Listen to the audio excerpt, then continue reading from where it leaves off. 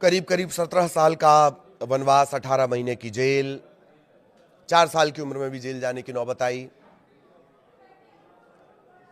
इलाज के नाम पर विदेश भागना पड़ा। शेख हसीना की ढाका में शेख हसीना की रैली पर ग्रेनेड अटैक, 24 लोगों की मौत, उसके मास्टरमाइंड का आरोप लगा, उम्र कैद की सजा हुई। अस्थिरता का सामना कर रहे, जूझ रहे बांग्लादेश को अब उनसे उम्मीदें हैं। ऐसे तारिक रहमान के बारे में कुछ पॉइंट्स जिन पर चर्चा जरूर होनी चाहिए।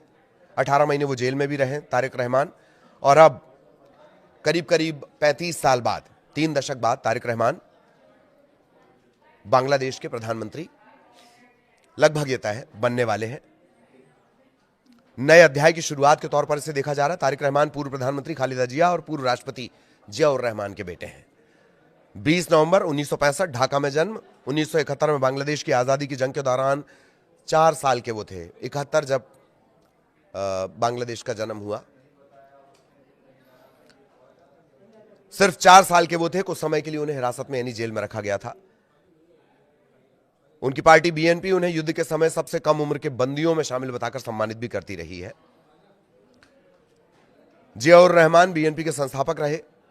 खालिदा जिया 3 बार प्रधानमंत्री रहीं।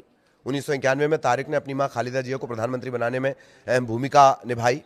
17 साल का निर्वासन भी इन्होंने झेला। इलाज के नाम पर ये गए थे, लेकिन डिजिटल तरीके से ये संबोधित करते रहे, एड्रेस करते रहे, कार्यकर्ताओं से लगातार संपर्क में रहे। तारिक रहमान पर दर्जनों आपराधिक मामले हैं, भ्रष्टाचार के मामले, 84 केस। सभी को इन सभी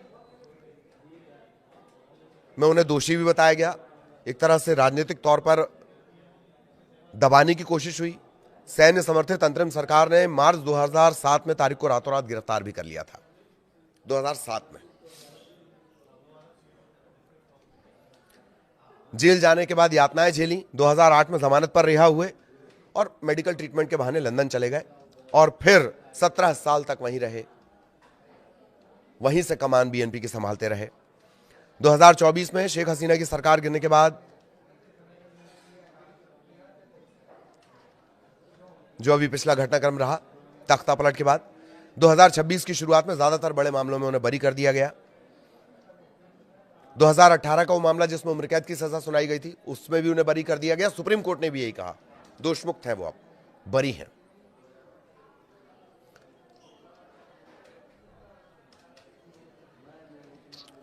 दो 208 सीटों पर बढ़त उनकी चल रही है, और माना यह जा रहा है कि कल तारिक रहमान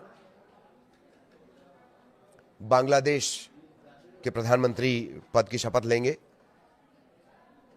35 साल बाद। इसके बाद से लगातार जो वहां की सत्ता है, उनमें या तो खालिदा जिया या शेख हसीना, इनका वर्चस्व रहा। 1988 में जफर साहब के प्रधानमंत्री बनने के बाद से कोई पुरुष प्रधानमंत्री नहीं रहा। यही दो जो महिलाएं हैं, उनके पास ये सत्ता रही। और अब तारिक रहमान प्रधानमंत्री बनने जा रहे हैं। आरोप उन पर भी लगे। जब उनकी मां खालिदा जिया 2001 में तीसरी बार सत्ता में आई, तो तारिक पार्टी के प्रभावशाली पार्टी में उनका जो वर्चस्व है वो बढ़ता गया। ढाका के हवा भवन को उनके नाम से जोड़ा गया। पार्टी के फैसले होते थे। भ्रष्टाचार, घूसखोरी, सत्ता के दुरुपयोग के आरोप लगे। शैडो पीएम उन्हें कहा जाता था, डार्क प्रिंस उन्हें कहा जाता था।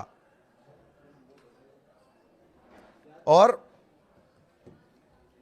इस तरह का बड़ा दिलचस्प सफर रहा है। 1971 में, जैसे हमने आपको बताया था, 1971 में जब बांग्लादेश का जन्म हुआ, एक तरह से पाकिस्तान से अलग हुआ बांग्लादेश, तब उनकी उम्र 4 साल थी। तब उन्हें भी हिरासत में लिया गया था। तो बीएनपी के लोग बड़ा बढ़ा चढ़ाकर इसको बताते हैं। तो सारी चीजें हैं। ये तारिक रहमान, उनका अपना एक अलग किरदार है, और बांग्लादेश की बेहतरी के लिए वो अपने किरदार का किस तरह इस्तेमाल करते, इस पर सबकी नजरें हैं। नमस्कार।